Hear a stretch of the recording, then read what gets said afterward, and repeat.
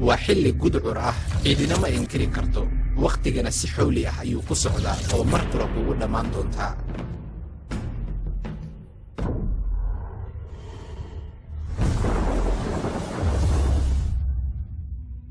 وحير صلى الله عليه وسلم سعد قيامها مدعي دونتو جير اي بطان دلالك ما لا يعني مويسن هدب حالة سيمانتا كسوغنين وحير صلى الله عليه وسلم سعد قيامها مدعي دونتو جير آد أركتان إن أي سيبتا مسيبوين ككدش الدبايلها إيو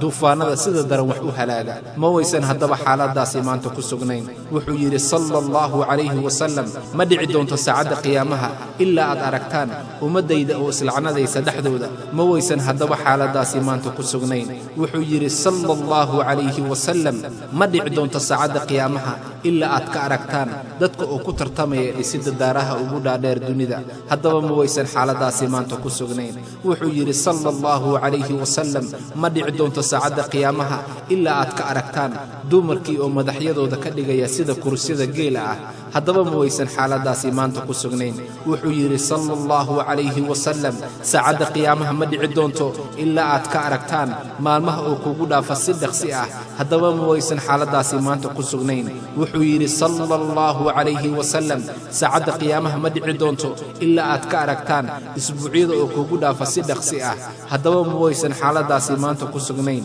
wuxuu yiri sallallahu alayhi wasallam saacada qiyaamaha ma dhici doonto illa aad ka aragtaan sanadka oo kugu dhaafa si degdeg ah hadaba ma waysan xaaladaasi maanta ku sugnayn wuxuu yiri sallallahu alayhi wasallam saacada qiyaamaha ma dhici doonto jeer ay diriraan laba kooxood oo waaweyn waxaana halkaas ahaan doonta dhimasho badan oo labadaasi kooxood ay aaminsan yihiin hal diin ma waysan xaaladaasi maanta in haysan dhamaanteen wuxuu yiri sallallahu alayhi wasallam saacada qiyaamaha ma dhici doonto jeer ay soo baxaan 30 dijaal oo beenaalayaal ah oo mid waliba uu sheeganayo inuu yahay rasuulkii alle wuxuu yiri sallallahu alayhi wasallam saacada qiyaamaha ma dhici doonto jeer la qaado cilmigii yaani ay dhamaadaan culimadii cilmigii taqiinay oo dhan oo isku soo haraan jaahiliintii wuxuu yiri sallallahu alayhi wasallam saacada qiyaamaha ma dhici doonto jeer ay bataan dhul gariirada wuxuu yiri sallallahu alayhi wasallam saacada qiyaamaha ma dhici doonto jeer ay bataan maal qabeenada oo isla markaana ay waayaan waxay maalkooda ku sadaqaystaan wuxuu yiri sallallahu alayhi wasallam saacada qiyaamaha ما دعي دونتو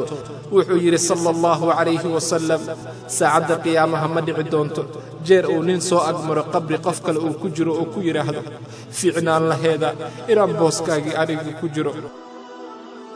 wuxuu yiri sallallahu alayhi wasallam saacada qiyaamaha ma dhici doonto jeer ay qoraxda ka soo baxdo galbeedka oo ay dadka rumeeyaan oo markaas maxay u tari doontaa rumeyntoodii wuxuu yiri sallallahu alayhi wasallam saacada qiyaamaha waxay dhici doontaa iyadoo laba nin ay hortooda fidsadeen maro ay wax ku iibinayaan laakiin aysan awoodin inay maradaasi soo dubduubtaan saacada qiyaamaha waxay dhici doontaa isaga oo nin uu soo listay hashiisii ma se awoodi doono inuu cabo caanihi saacada qiyaamaha waxay dhici doontaa isaga oo nin hagaagsanayo baraak uu ka waraabiyo xoolihiisii laakiin sama awoodo in uu ka waraabiyo wuxuu yiri sallallahu alayhi wasallam saacada qiyaamaha waxay dhici doontaa isagoo qof waslad hilib ah uu kar u soo qaaday afkiisa inuu geliyo oo doonayo laakiin uusan awoodin inuu afkiisa geliyo wuxuu yiri sallallahu alayhi wasallam saacada qiyaamaha ma dhici doonto jeer uu ka soo baxo dab arlada xijaas wuxuuna iftiimin doonaa luqumaha geela busra waa meel ku taala shaam waa ayna dhacday arintaasi oo waxay soo baxday oo la arkay maalintii saddexaad ee bishii lixaad sanadkii 654 hijrada madiina agteeda ayuuna ka dhacay dabkaasi dhimashadii nabi maxamed sallallahu alayhi wasallam kadib saacada qiyaamaha ma dhici doonto jeer ay soo baxdo fidnada masiixu dijaal waxayna noqon doontaa guushii ugu weyneyd uu gaaro nabi ciise calayhi salaatu wasalaam uu ka adkaan doono masiixu dijaal iyo juuj wamaajuuj ee haddaba dadow ogaada saacadda qiyaamaha waxay ku dul dhici doontaa kuwa ugu sharta badan qalqiga uu alle abuuray oo dhan ee allow ha inagu darin kuwaasi yaa raxmaan allow kuwaasi ha nagu darin ee ugu qeyrka daran wasalaamu calaykum waraxmatullaahi wabarakaatuh